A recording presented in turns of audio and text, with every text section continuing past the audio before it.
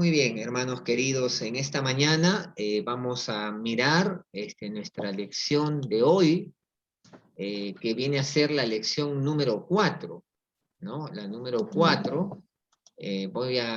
Vamos a leer el pasaje que tenemos aquí, el número 4.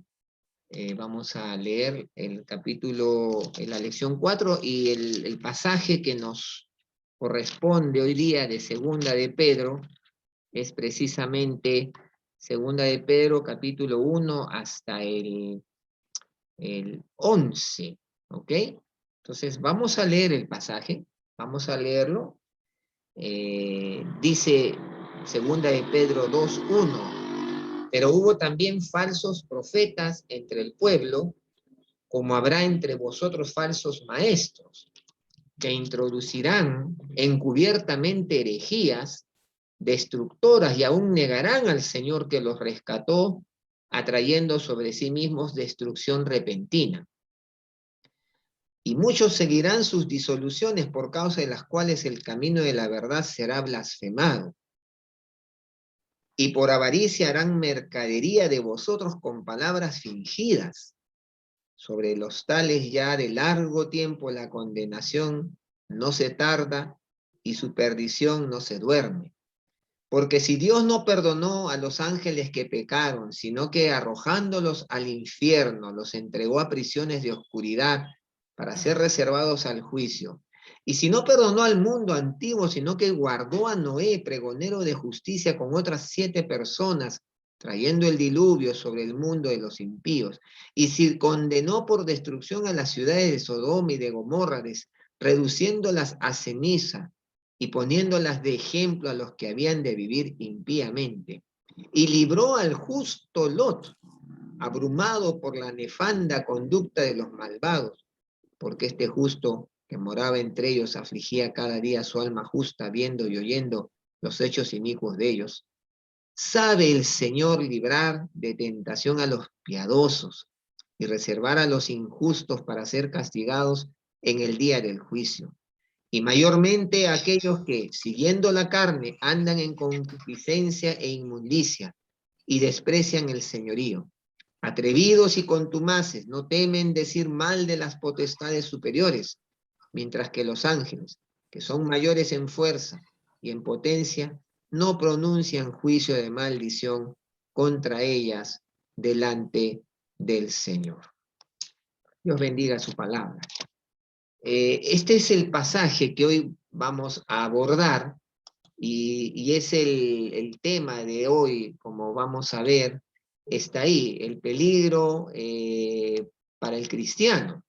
Ese es nuestro tema de hoy. El peligro para el cristiano, segunda de Pedro, aquí hay un error, es 2, del 1 al 11, ¿ya? Hay un error, luego lo corregimos. Segunda de Pedro 2, del 1 al 11. Entonces, al hablar de este pasaje, debemos introducir algunas cosas. El tema que Pedro considera en este capítulo pareciera ser lo opuesto al tema que desarrolló en el capítulo anterior. En el capítulo 1, Pedro ya insinuaba la perniciosa influencia de los falsos maestros al asegurar a sus lectores que los apóstoles no habían seguido cuentos ingeniosos. Importante, ¿no? Él ya insinuaba la influencia de los falsos maestros y entonces a sus seguidores, a sus lectores le dice, por si acaso los apóstoles no hemos seguido ese tipo de cuentos ingeniosos que los falsos maestros ya estaban dando a conocer. Él da a entender que estas historias perpetuadas por maestros que se oponían a Cristo circulaban ya desde dentro de los confines de la comunidad cristiana, o sea, ya estaban circulando, ya estaban introduciéndose dentro de la comunidad cristiana. Ahora, en primer lugar, debemos mirar dentro de nuestro bosquejo de hoy advertencias severas para el presente. Vamos a mirar en nuestro primer punto el capítulo 2, del 1 al 3 en su primera parte. Dice, pero hubo también falsos profetas entre el pueblo, como habrá entre vosotros falsos maestros que introducirán encubiertamente herejías destructoras que aún negarán al Señor que los rescató, atrayendo sobre sí mismos destrucción repentina.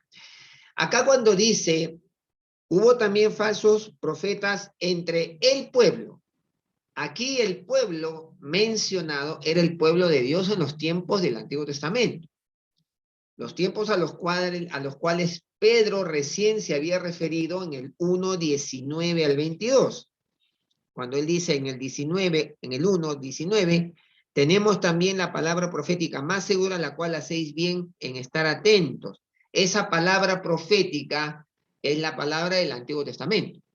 Ahora, los falsos maestros en el Antiguo Testamento buscaban desviar al pueblo de Dios de las revelaciones de los verdaderos profetas. Eso era lo que pasaba en el Antiguo Testamento. Tanto así que inclusive, por ejemplo, Jeremías es uno de los que menciona esto muchas veces, ¿no? Que ellos enseñaban cosas de su imaginación y no podían enseñar la verdadera palabra de Dios porque no habían estado en el secreto de Dios.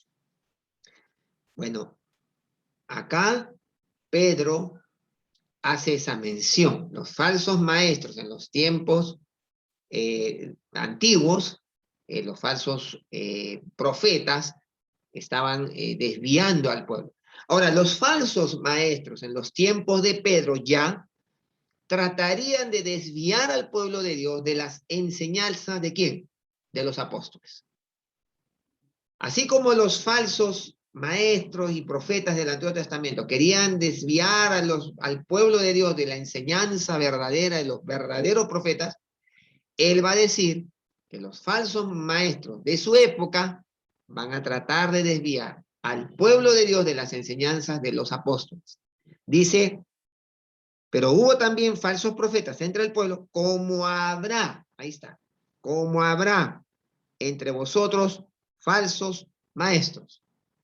Ahora, estos hombres a los que Pedro se refiere eran típicamente hombres en los días de Pedro, por si acaso, típicamente hombres, no eran mujeres, generalmente eran típicamente hombres. Estos hombres podrían levantarse dentro de los mismos creyentes. Ese es el gran problema. Que podían levantarse de entre los mismos creyentes. Y eso es algo que Pedro tiene que poner en énfasis. Ahora, ahí tenemos algunas referencias. Jeremías 5:31, por ejemplo. A ver, Jeremías 5:31 dice, y los profetas profetizaron mentira y los sacerdotes dirigían por manos de ellos y mi pueblo así lo quiso. ¿Qué pues haréis cuando llegue el fin? Está hablando Jeremías. Jeremías 23, por ejemplo, ¿no? Los que le decía que habla de los falsos profetas. Dice, si ustedes leen el 19 del 23, porque ¿quién estuvo en el secreto de Jehová y vio y oyó su palabra? ¿Quién estuvo atento a su palabra y lo oyó? 21, no envié yo a aquellos profetas, pero ellos corrían, yo no les hablé, mas ellos profetizaban, pero si ellos hubieran estado en mi secreto, habrían hecho oír mis palabras a mi pueblo y lo habrían hecho volver de su mal camino y de la maldad de sus obras.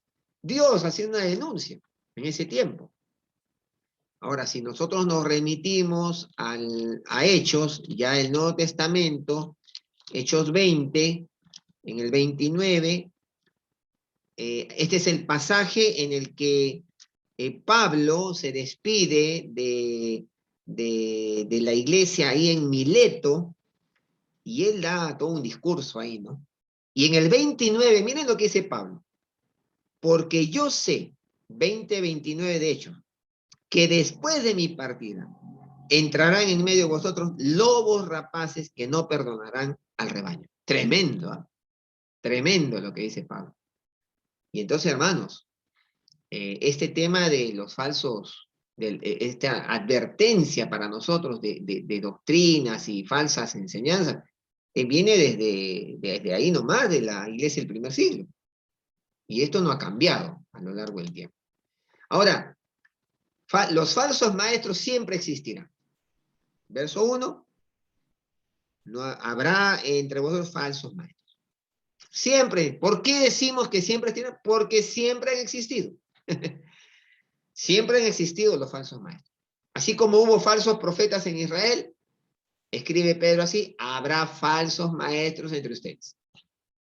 Ahora, nótese que él utiliza el tiempo futuro para advertir al pueblo acerca de la llegada de tales maestros, falsos maestros.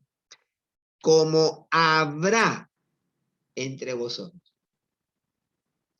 Él ha notado ya su presencia y sabe que vendrán. O sea, Pedro ya ha notado su presencia y sabe que vendrán. Eso es inevitable. Lo que está diciendo es que los creyentes de la era cristiana pueden esperar tantos falsos maestros como el pueblo de Dios encontró en la época del Antiguo Testamento. O sea, esto no es novedad, hermanos. Así como el pueblo de Israel tuvo falsos profetas, falsos maestros, la iglesia de Cristo también la tendrá. También. Así que esto no nos debe de admirar, ni le debe de sorprender. Ahora, Pablo repite la advertencia que Jesús, perdón, Pedro repite la advertencia que Jesús hizo en su discurso acerca de las señales de los tiempos. Y él va a decir, miren, lo que dice el Señor Jesús, ahí en Mateo 24, 4 y 5. Mirad que nadie os engaña. Nadie os engañe, porque vendrán muchos en mi nombre, diciendo, yo soy el Cristo, y a muchos engañarán. Hermanos queridos, ojo, pestaña y ceja. El Señor Jesús lo dijo. Y nosotros no podemos ser ingenuos. Mirad que nadie os engañe, porque vendrán muchos en mi nombre diciendo, yo soy el Cristo, y a muchos engañarán. Miren, hermanos, ahí Jesús está diciendo una verdad categórica. A muchos engañarán. ¿Qué quiere decir? Que él está diciendo que van a haber muchos engañados. No dice, y posiblemente, no, a muchos engañarán. Esta es una advertencia apostólica. Jesús la da y Pedro la repite. 2:1. Pero hubo también falsos profetas entre el pueblo en el Antiguo Testamento, como habrá entre vosotros falsos maestros. Ahí está la advertencia. Pablo lo dice en su despedida de la iglesia de Mileto. Después de mi partida entrarán lobos, rapaces, vestidos de ovejas. Ahora esta advertencia apostólica la hace Pablo, la hace Juan, Judas, también hace la misma advertencia. Ahí en su carta de Judas también lo menciona. Entonces, esto es digno de tener en cuenta. Los falsos maestros siempre existirán porque siempre han existido. Esa es la lógica. Ahora, los falsos maestros siempre existirán porque Pedro lo advierte guiado por el Espíritu Santo. Dice, e introducirán encubiertamente. Miren, habrá falsos maestros entre vosotros que introducirán encubiertamente. ¿Qué cosa herejía? Literalmente esto significa traer junto. Los herejes buscarán añadir algunas otras enseñanzas a la fe ortodoxa o alguna otra enseñanza como sustituta de una verdad. O sea, van a hacer un sándwich, ¿no? Es como tener una hamburguesa. Tiene usted la carne, la lechuga, el tomate, y por ahí van a meter un brócoli medio raro. Entonces, eso es lo que está diciendo. Introducirán encubiertamente, que nadie se dé cuenta, y la gente va a comerlo y ni lo va a notar. Ahora, Gálatas 2:4 también hace una referencia de eso.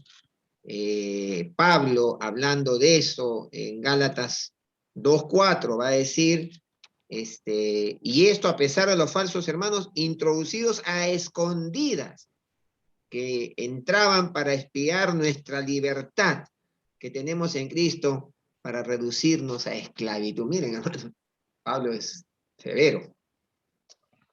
Ahora, cambiarán desapercibidamente el fundamento doctrinal de la iglesia y por lo tanto la harían inestable. Y esto es un problema, ¿no? Esto es lo que va a suceder, o siempre ha sucedido, ¿no? Y luego dice allí, dice que introducirán encubiertamente herejías destructoras. Herejías. Se refiere a ideas inconsistentes con la verdad revelada de Dios. Eso es lo que está diciendo. Ideas inconsistentes con la verdad revelada de Dios. Y en tercer lugar, hemos mirado, porque Pedro lo advierte, por el Espíritu Santo, y en tercer lugar, siempre han existido las herejías a pesar de ser comprados por Cristo. Esto es muy curioso. Miren, habrá entre vosotros falsos maestros que introducirán encubiertamente herejías destruidas y aún negarán al Señor que los rescató atrayendo sobre sí mismos destrucción repentina. O sea, Pedro escribe que estos maestros llegan al extremo de negar al soberano Señor que los compró. O sea, ¿de qué está hablando? Apostasía. Además de trastornar a los creyentes, estos maestros siguen diciendo que no tienen nada que ver con el soberano Señor que los compró. Y se trata de cristianos apóstatas que han repudiado a su Señor. O sea, eso lo hemos visto y lo seguiremos viendo. Ahora, ¿qué dice ahí? A su debido tiempo, por lo tanto, Jesús los destruirá súbitamente, ¿no? Entonces, hermanos queridos, esta es una advertencia importante que nosotros no podemos pasar por alto y que Pedro se encarga de remarcar y decir y advertir. Muy bien. Los falsos maestros desviarán a los creyentes. Esta es la segunda parte de lo que nos toca mirar. Los falsos maestros desviarán a los creyentes. Ahora, Pedro revela aquí a qué situación lleva la adhesión a las falsas enseñanzas. Ojo, ¿a qué lleva la adhesión a estas falsas enseñanzas? Presenta una descripción gráfica de la suerte de los cristianos crédulos que siguen a los falsos maestros.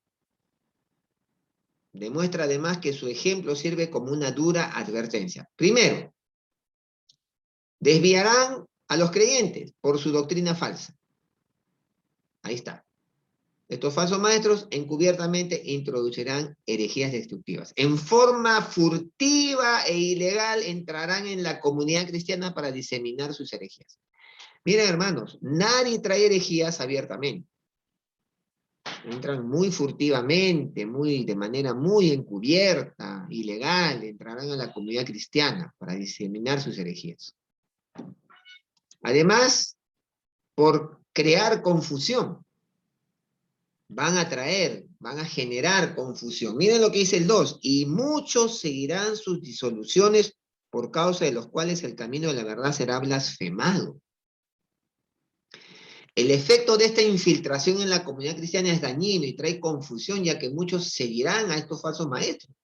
Uno puede pensar, pero no, ¿por qué van a decir? Sí, hermanos, mucha gente sigue falsas enseñanzas. A pesar de las enseñanzas y del consejo apostólico, numerosos cristianos estarán dispuestos a escuchar los cuentos ingeniosos que ya decía Pedro en el 16. Ahora, lamentablemente, muchos cristianos adoptarán afanosamente las enseñanzas y el estilo de vida de estos herejes. Claro, porque este tipo de enseñanza está muy infectada de hedonismo, de existencialismo, de humanismo, de secularismo. Claro, porque eso genera una fe cómoda, una fe agradable, ¿no? Una fe baja en demanda, un cristianismo light, ¿no? Como todo es light ahora, todo es dietético, la fe también es dietética. Y aquí, hermanos queridos, esto hay que decirlo, porque nosotros estamos viviendo una época donde estas herejías encubiertas, estas enseñanzas, ideologías encubiertas, se están generando, se están dando a través de las filosofías de pensamiento contemporáneo, el postmodernismo, ya decíamos el existencialismo, el hedonismo, el humanismo, el secularismo y tantas otras cosas más. donde que se nos enseña o se nos hace sentir que son agradables, porque, mira, la fe, una fe cómoda, ¿a quién no le gusta? Y ahora, por ejemplo, mis hermanos, permítanme tocar este tema. Nosotros hemos estado en la virtualidad año y medio ya, un poquito más de año y medio. Y de alguna manera nos hemos acostumbrado a esto. De alguna manera nos hemos adaptado a este sistema y de alguna forma podríamos caer en la comodidad de que, bueno, pues ¿para qué ya vamos a ir al templo? Si yo me levanto y tomo mi desayuno y entro a mi culto y entro a mi clase y qué lindo, ¿no? Cuidado porque ese tipo de pensamiento es muy hedonista. Pero la Biblia es clara cuando dice, no dejando de congregaros como algunos tienen por costumbre. Va a llegar un momento que nos vamos a congregar, ¿no? Y la pregunta que nos hacemos es, ¿cuántos van a volver a congregarse con el mismo dinamismo que lo tenían antes? Ojo, pestaña y ceja. Ahora, esa es una parte. La otra parte es que, ok, estoy en mi casa y bueno, pues al principio yo me acuerdo las conexiones eran miles conectados, ¿no? Y sin embargo ahora las conexiones ya no son tantos. ¿Qué significa? Que ya, como que bueno, ya me conecto en otro momento, ¿no?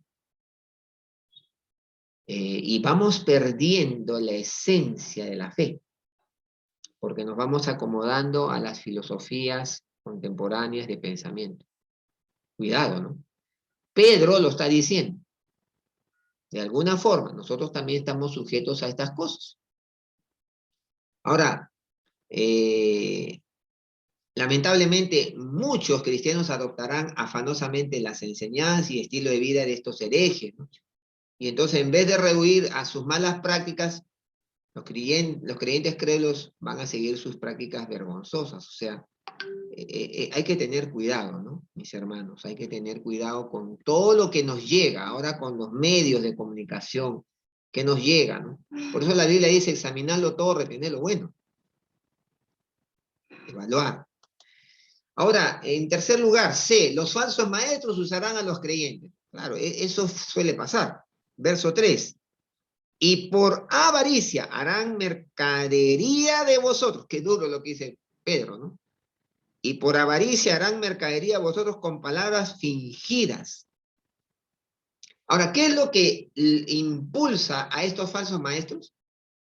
La respuesta de Pedro es breve. La codicia, la avaricia. Tienen interés en el dinero que los cristianos tienen. Cuando logran su propósito, descubren que la codicia los mueve a obtener más. Claro, eso es lo que estaba pasando en toda época, ya ha pasado en toda época.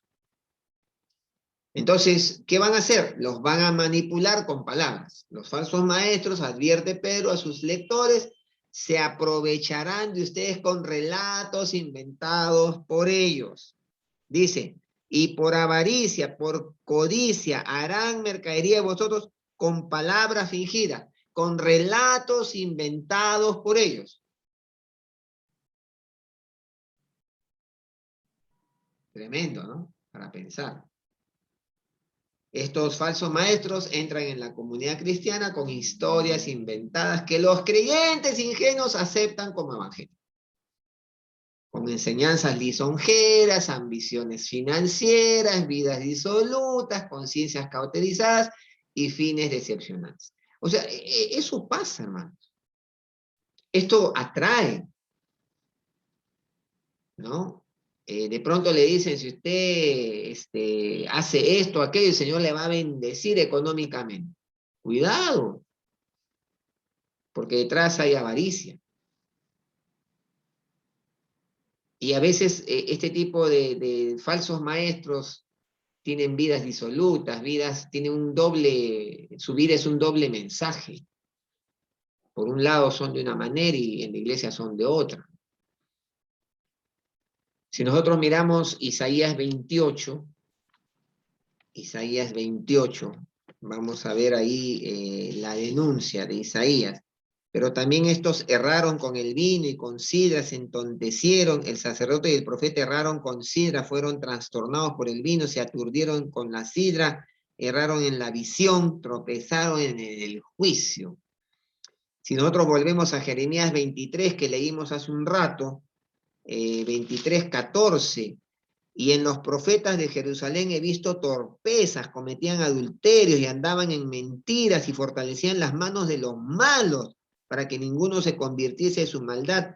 Me fueron todos ellos como Sodoma y sus moradores como Gomorra. Dios hablando seriamente. Si vamos a Ezequiel 13, otra denuncia, allí, 13:3. Así ha dicho Jehová el Señor, ay de los profetas insensatos que andan en pos de su propio espíritu y nada han visto. ¡Ja! Qué tremendo. Y Zacarías 13. Estoy leyendo para que puedan mirar las cosas que Dios denuncia, ¿no? 13:4. Y sucederá en aquel tiempo que todos los profetas se avergonzarán de su visión cuando profeticen, ni nunca más vestirán el manto velloso para mentir. Dios en su momento va a sacar a la luz todo eso. Así que Pedro hace una tremenda advertencia aquí. ¿Los falsos maestros usarán a los creyentes? Sí. ¿Los manipularán con palabras? Sí. ¿Buscarán avanzar en sus propias causas? Estos falsos profetas. Pedro emplea la palabra aprovecharse para describir las actividades de estos maestros. Miren, dice, nuestra versión Valera dice, y muchos seguirán por causa, 3, y por avaricia harán mercadería de vosotros. Este es un término tomado del mundo comercial, en el que el mercader solo tiene interés en sacar su tajada. Muy en contraste con 1 de Pedro 5, 2 y 3, ¿no?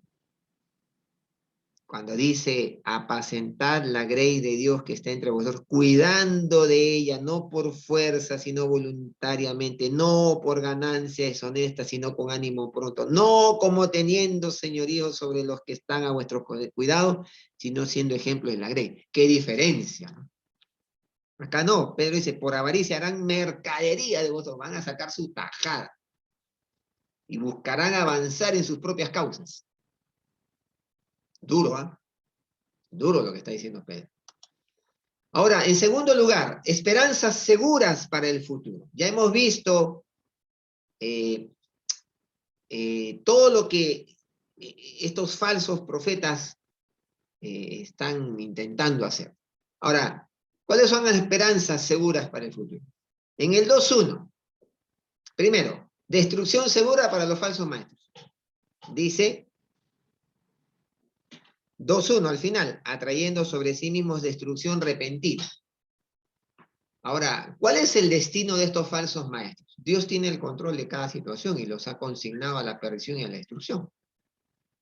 Y miren lo que dice, verso 3. Sobre los tales, ya de largo tiempo, la condenación no se tarda y su perdición no se duerme. La declaración de Pedro demuestra un típico paralelismo hebreo, ¿no? La segunda cláusula apoya la primera, ya que los sustantivos y verbos de estas cláusulas corresponden. Sobre los tales ya de largo tiempo, la condenación no se tarda y su perdición no se duerme. Ese es un paralelismo muy, muy típico hebreo, pero está diciendo una gran verdad. Y Pedro la usa. Entonces, ¿hay destrucción? ¿Es una esperanza segura para el futuro? Sí, la destrucción segura de los falsos maestros. En segundo lugar, ¿su destrucción es merecida? Sí. Verso 2:1.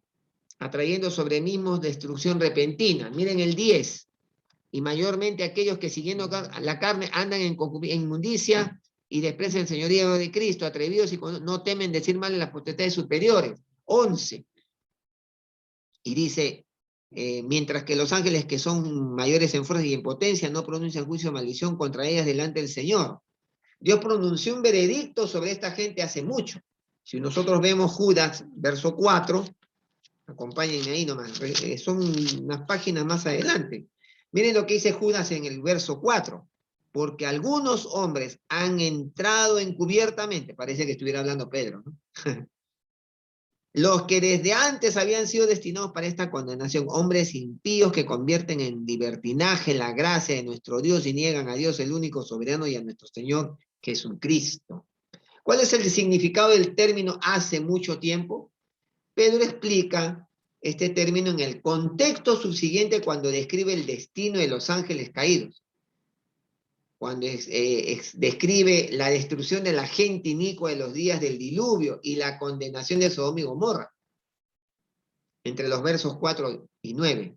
En suma, la frase apunta a sucesos similares del pasado, o sea, lo vamos a ver, pero a eso se refiere. Pedro explica este término en el contexto subsiguiente, cuando describe justamente el tema de los ángeles caídos, la gente que fue destruida por el diluvio y la condenación de Sodoma y Gomorra. Ahora, ¿su destrucción es merecida? Sí. ¿Por qué? Por enseñar herejías peligrosas, que van a introducir encubiertamente herejías destructoras. Su destrucción es merecida por negar a Cristo. Aún negarán al Señor que los rescató. Por eso su destrucción es repentina y merecida. Su destrucción es merecida por ser carnales. Miren lo que dice el verso 10. Y mayormente aquellos que siguiendo la carne andan en concupiscencia e inmundicia. Su destrucción es merecida por no ser sumiso. Dice, desprecian, dice. Atrevidos y contumaces, no temen decir mal de las potestades superiores. Pero dice ahí, atrevidos y contumaces. No, por no ser sumisos, desprecian la autoridad del Señor. La NBI dice atrevidos y arrogantes que son. Merecen ser destruidos por blasfemar a los superiores. Ahí está, ¿no?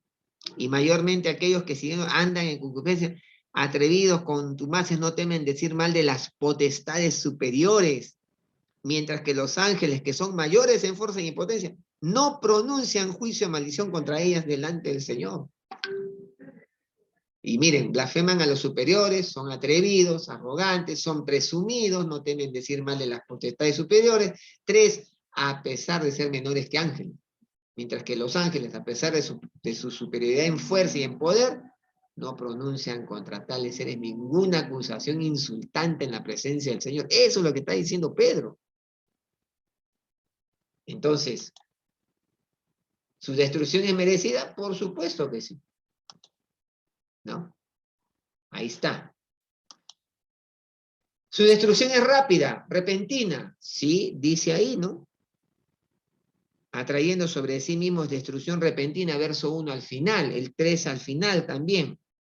Dice, y su perdición no se duerme. La destrucción de estos herejes será rápida en el sentido de que cuando su juicio descienda será repentino. Aquí pareciera que Pedro está considerando más su destrucción espiritual en lugar de la física. Por ejemplo, en el caso de los falsos maestros cristianos que salieron de la verdad que antes profesaban, también trajeron para sí repentina ruina espiritual. Ellos trajeron una repentina ruina espiritual. Esta ruina vendría sobre ellos desde el tribunal de Jesucristo. Si nosotros miramos 2 de Corintios 5, ahí cuando Pablo habla del juicio del creyente, ¿no? 2 de Corintios 5, 10. Porque es necesario que todos nosotros comparezcamos ante el tribunal de Cristo para que cada uno reciba según lo que haya hecho, ¿no? Esto es tremendo, tremendo. Y en tercer lugar, su destrucción es prevista. Y acá ya entramos al capítulo 2, entre el verso 4 y 6. Ahora Pedro nos da 3 ejemplos de apóstatas del pasado. Miren ustedes. En primer ejemplo es el de los ángeles que pecaron, verso 4. Ahí, según de Pedro, dice, porque si Dios no perdonó a los ángeles que pecaron, sino que arrojándolos al infierno los entregó a prisiones de oscuridad para ser reservados al juicio. Primer tema, Dios no perdonó a los ángeles que pecaron. Entonces, Este es un ejemplo de la forma en que trabaja el diablo, ¿no? El diablo trabaja, pues, ¿no? Él está siempre tratando de estropear los planes de Dios. Si Dios no perdonó a los ángeles, pero sino que arrojándolos al infierno los entregó a prisiones de oscuridad para ser reservados al juicio. El otro ejemplo es el del tiempo antiguo de Noé, verso 5. Y si no perdonó al mundo antiguo, sino que guardó a Noé, pregonero de justicia, con otras 7 personas trayendo el diluvio sobre el mundo de los impíos. Este es otro ejemplo, un ejemplo del mundo entero, ¿no? Y el tercer ejemplo, verso 6. Y si condenó por destrucción a la ciudad de Sodoma y Gomorra, reduciéndolas a ceniza y poniéndolas de ejemplo a los que habían de vivir impíamente. Acá vemos, ¿no? Estas ciudades que eran convertidas a ceniza, y este es un ejemplo de la carne, ¿no? Porque Sodoma y Gomorra es un ejemplo de la vida disoluta, carnal, libertina, desenfrenada. Y podríamos traducir los sí de los versículos 4, 6 y 7 en ya que. Miren, y libró al justo Lot. O podríamos decir esos sí, ¿no?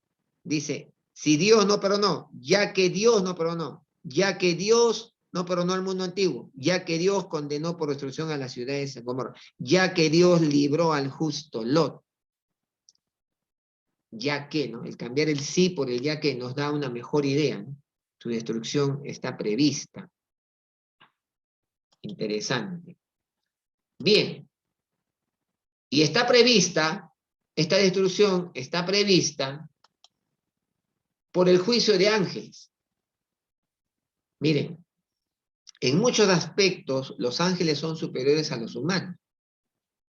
En muchos aspectos. Sin embargo, Dios los juzgó por pecar, consignándolos al infierno. Esta es probablemente la misma rebelión angelical a la que se refiere Judas en el verso 6, ¿no? Si nosotros vamos a Judas, versículo 6, miren ustedes, Judas, versículo 6, dice, y a los ángeles que no guardaron su dignidad, sino que abandonaron su propia morada, los ha guardado bajo oscuridad en prisiones eternas para el juicio del gran día. Ahí está. Ahora, Dios enviará a estos ángeles de las prisiones de oscuridad al lago de fuego. De ahí los enviará al lago de fuego, su lugar final de castigo luego de que Él los juzgue, según Mateo 25, 41. Ahora, estos ángeles parecen ser los que parece ser los que se rebelaron con Satanás. Sin embargo, ya que ellos ahora están prisioneros, evidentemente no son los demonios que actualmente ayudan a Satanás en su trabajo en este mundo. Porque ellos dicen acá, están prisioneros. Entonces probablemente no son los que ahora están ayudando a Satanás en el gobierno de este mundo, sus potestades. Entonces, por el juicio de los ángeles podemos ver que, como decíamos, su destrucción de estos falsos maestros es prevista. Además, por el juicio del mundo, como ya lo hemos visto, Dios no conservó a ningún pecador en el mundo en los días de Noé, por consiguiente no hay ninguna base para suponer que Él conservará a ningún pecador del mundo actual. No hay base bíblica para decir eso. Los dos tipos de pecadores son impíos. Aquí Pedro llamó a Noé pregonero de justicia.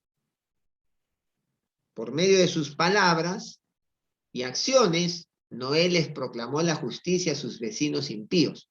Al referirse a los otros 7 a quienes Dios salvó junto con Noé, es decir, los miembros de su familia, Pedro estaba indicando que él fue el principio de la nueva creación. Ustedes saben, ¿no? Que Dios crea el mundo y luego pues viene el diluvio, la tierra se corrompió y con Noé empieza un nuevo comienzo, ¿no? Ahora, por el juicio del mundo, sabemos que su destrucción está prevista. Y por el juicio de Sodoma y Gomorra, Dios ya demostró que juzgaría con fuego a los impíos cuando destruyó Sodoma y Gomorra. De ahí en adelante los impíos no deben esperar escapar de la misma suerte, aunque el fuego que los juzgará será eterno. Ahora, aquí debemos decir que Dios también libró a Lot y a su familia antes de traer juicio de fuego sobre su mundo. Esto es parte de lo que habla Pedro. Ahora, es importante, hermanos queridos, resumir todo esto diciendo lo siguiente. Los tres ejemplos que da Pedro de entre el 4 y el 6 tratan de los incrédulos. Ellos eran el enfoque principal de la advertencia de Pedro. Si había algunos creyentes entre los falsos maestros, indudablemente Pedro trató de que ellos tomaran estas advertencias a conciencia, aunque ellos no sufrirían el mismo juicio eterno con los incrédulos, porque eso es así. O sea, ¿qué pasa cuando un creyente de pronto se desvía y es creyente? Bueno, la palabra dice que nadie en la salvación no se pierde. Y entonces, cuando Pedro habla, está hablando a los incrédulos. Y así, entre esos había falsos maestros, había algunos creyentes, bueno, él está haciendo la mención de estas advertencias para que tomen conciencia y no sean disciplinados por la mano de Dios. Ahora, su destrucción es reservada, verso 2:9, su segunda parte dice, y sabe el Señor librar de tentación a los piadosos y reservar a los injustos para ser castigados en el día del juicio. Pedro revela que qué está sucediendo con la gente que se entrega al pecado. Visto que ellos violan deliberadamente la ley de Dios, Él los pone bajo castigo hasta el día del juicio. O sea, la gente que deliberadamente viola la ley de Dios. ¿Qué sucederá en ese día de juicio? Los impíos que se niegan a apartarse de su vida pecaminosa recibirán castigo eterno. Si alguien no quiere volver al Señor y se rebela y quiere seguir en su vida pecaminosa, hermanos, la Biblia es clara, dice que Dios tiene reservado un castigo eterno. Ahora, una traducción representativa expresa claramente el tiempo presente. A los culpables, el Señor sabe cómo irlos castigando, guardándolos para el día del juicio. Curioso, ¿no? Esta es una versión. A los culpables, el Señor sabe cómo irlos castigando, guardándolos para el día del juicio. O sea, hay gente que no quiere nada con Dios. Entonces, esto es tremendo. ¿Hay una liberación segura para los creyentes? Sí. Aquí Pedro, en su conclusión de la sección acerca de la ruina de los impíos y de la protección del creyente, Pedro habla como pastor que busca animar a los miembros de su gremio.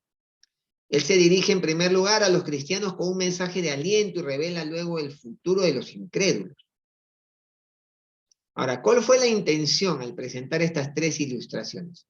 En resumidas cuentas, cuando Pedro plantea estas tres ilustraciones sobre el juicio a los ángeles que pecaron, el mundo antiguo en el diluvio y Sodoma y Gomorra, busca, en resumidas cuentas, Pedro, brindar seguridad.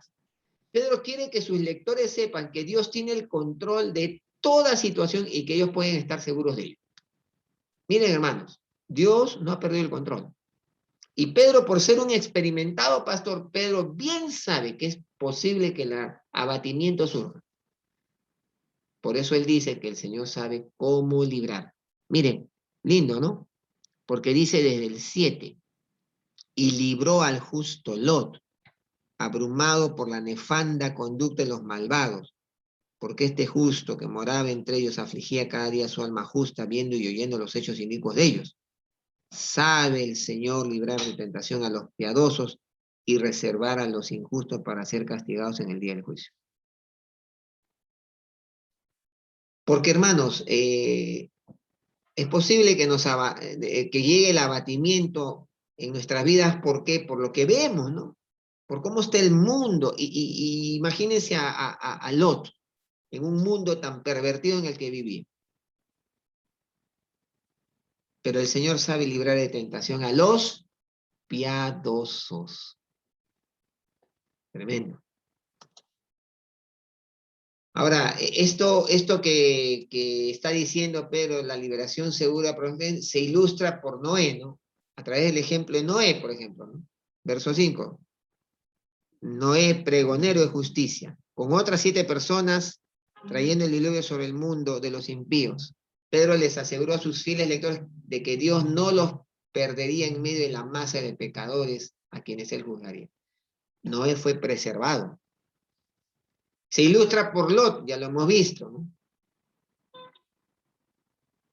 El Señor ha demostrado en numerosas ocasiones cómo Él rescata a los justos de circunstancias difíciles. Ahora, hay una pregunta que puede surgir aquí, un entre paréntesis, ¿no? ¿Cómo sabía Pedro el corazón de Lot, cuando no se menciona nada de su sentir en Génesis? Bueno, por inspiración seguramente, ¿no? Porque Pedro lo dice.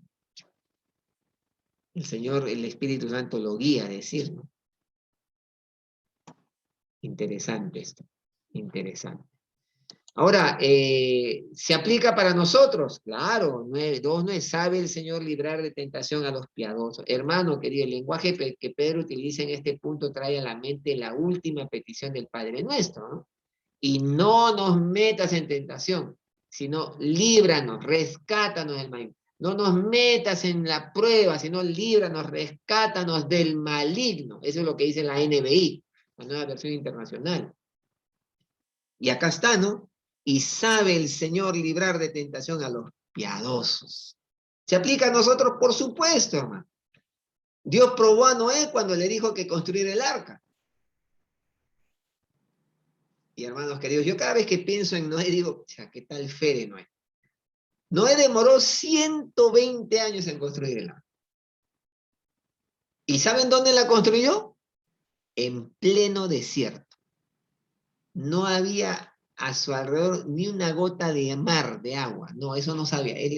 Dios le dice, mira, Noé, vas a construir un arca en medio del desierto. Y Noé le creyó a Dios y lo hizo. 120 años construyendo su arca. Y con la gente impía que le decía de improperios y le decía que estaba loco. Claro, era una cuestión para ser loco, ¿no? Un loco, ¿qué gente cuerda construye un arca en medio del desierto? Él estaba más perdido que Adán en el Día de la Madre. Entonces imagínense, ¿no? Entonces Dios probó a Noé, ¿sí? Y Noé respondió porque construye el arca.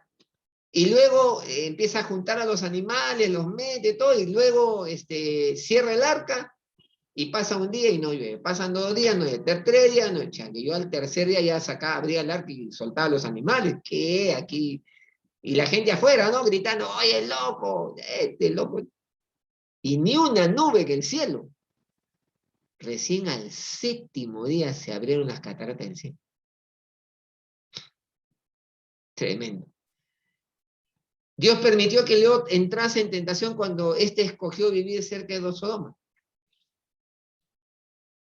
Bueno, pero así como Dios libró a ambos hombres de un mundo malvado en la antigüedad, así también, hermanos queridos, nos librará de nuestras pruebas y tentaciones. ¿A quiénes? A los que vivamos vidas consagradas.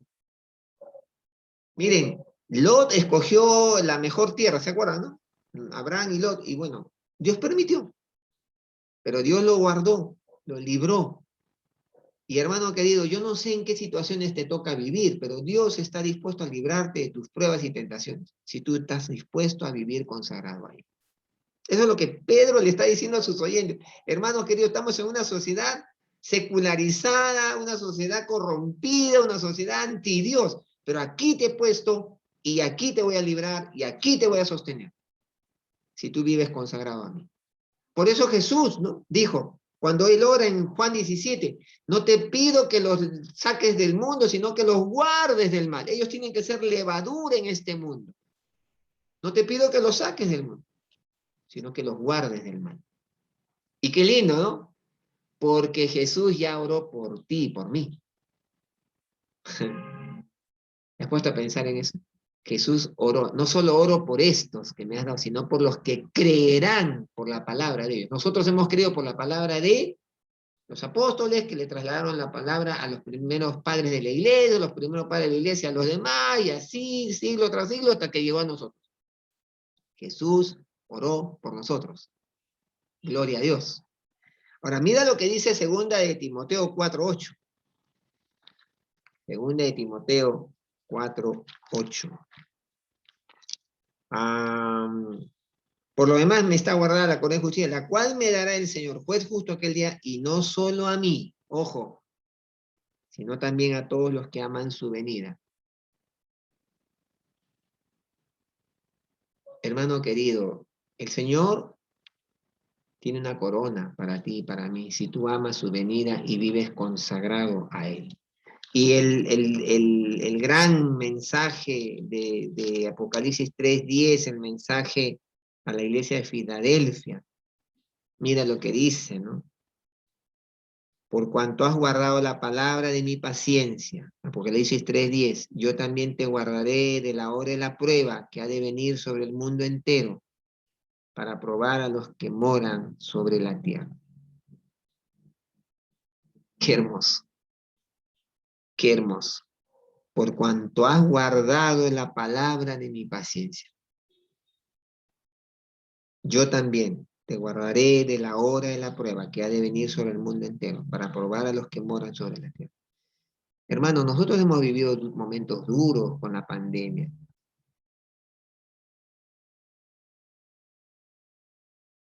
Tal vez Dios te ha guardado de la hora de la prueba y te seguirá guardando por cuanto has retenido su palabra, la palabra de paciencia, has guardado su palabra. Qué mensaje tan alentador, ¿no? Qué mensaje tan alentador. Ahora, esto nos tiene que llevar a pensar, ¿no? Esta palabra nos tiene que llevar a pensar.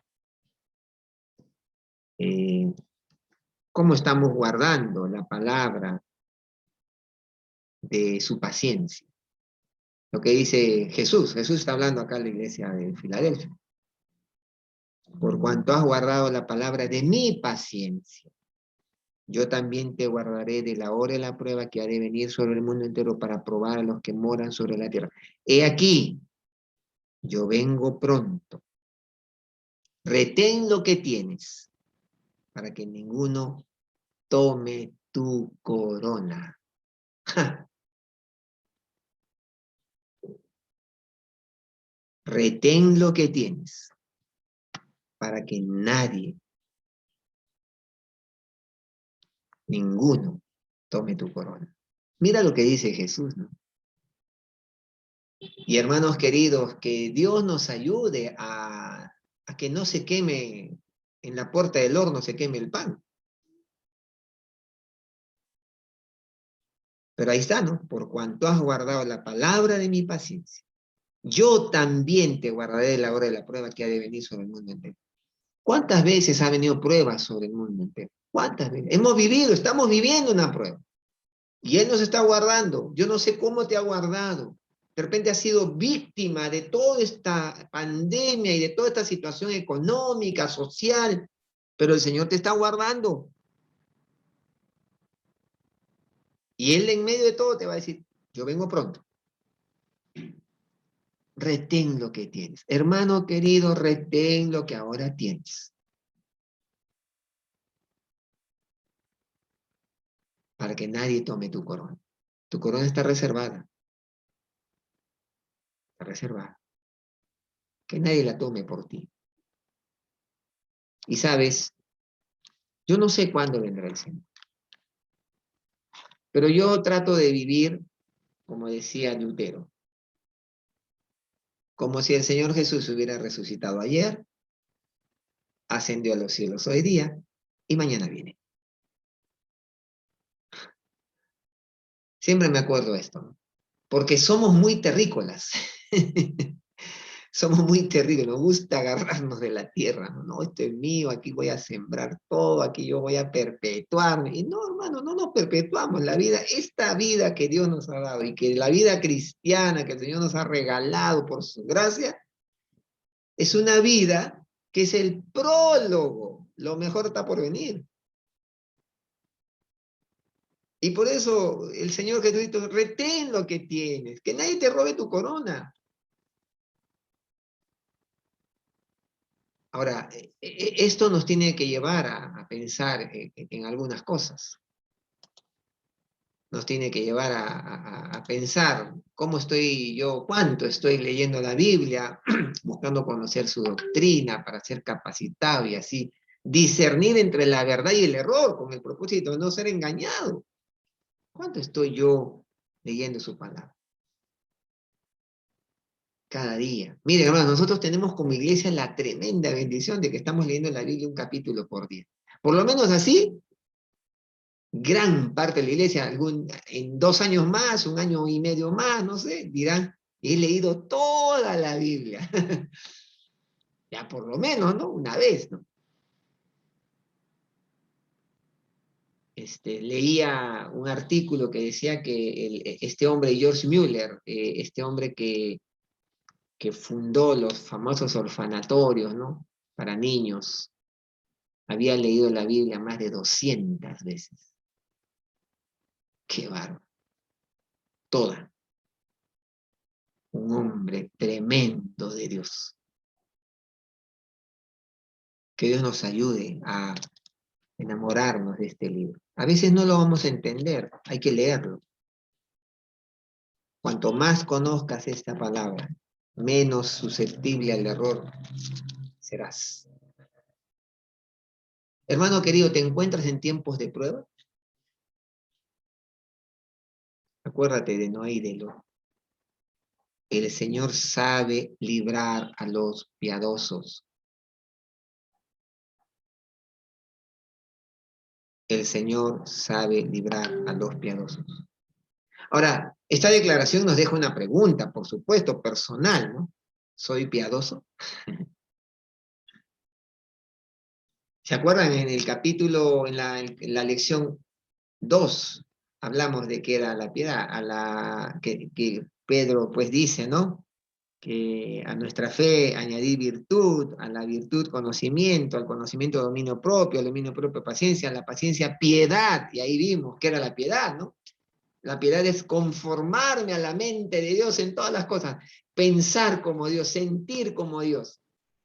Pero esto no se puede de manera personal, tiene que ser por el poder interior del Espíritu Santo. Entonces, soy piadoso porque el Señor sabe librar a los piadosos. Y ser piadoso es agarrarme de Dios cada día. Señor, tú eres la razón de mi vida y no puedo vivir sin ti. Mi comportamiento refleja el carácter de Dios. Me he alineado al corazón, al sentir de Dios. Cada día le pido al Señor, Señor, que sienta como tú sientes, piense como tú piensas, que esté alineado con tu corazón, que mi corazón lata al ritmo del tuyo. Yo le pido al Señor eso cada día, hermano, porque mi corazón a veces late por cualquier lado. Y le pido al Señor que me conceda esa gracia para mi vida. Amén. Gloria a Dios.